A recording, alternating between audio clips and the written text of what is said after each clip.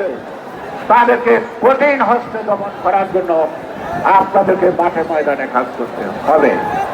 তাই আমাদের চাওয়ার কি একটি সংসদ, আমাদের চাওয়ার কি একটি নিরপেক্ষ নির্বাচন।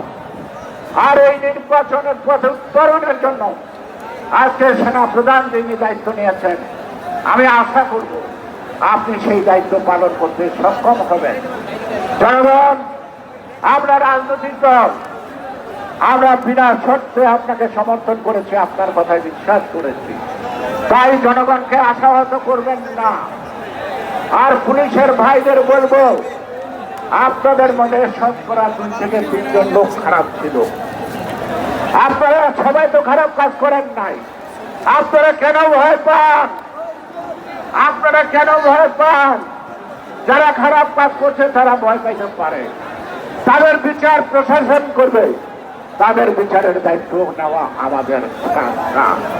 সেই কারণে প্রশাসনের এবং পুলিশ প্রশাসন থেকে আরম্ভ করে সকল প্রশাসনের কাছে বলবো, বুকে হাত দা জিজ্ঞেস করুন, আপনি যদি কোনো অপরাধ না করেন তাহলে আপনি জনতার কাতারে নেমে আসুন, আপনারা জনগণের পাশে আসুন।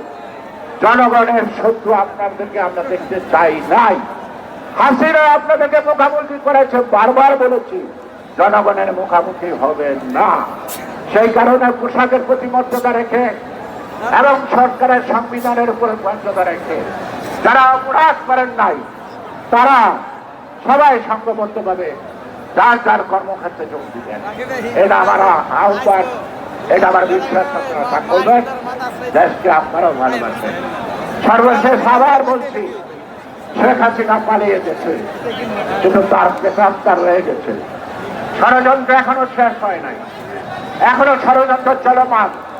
চোখ কান খোলা রাখতে হবে, এই ষড়যন্ত্রকে মোকাবেলা করতে হবে। যারা সরকার গঠন করবে, যারা দায়িত্ব দিচ্ছে, তারা আমাদেরকে, আমরা নিঃশর্তভাবে তাদেরকে আমরা সহযোগিতা করব।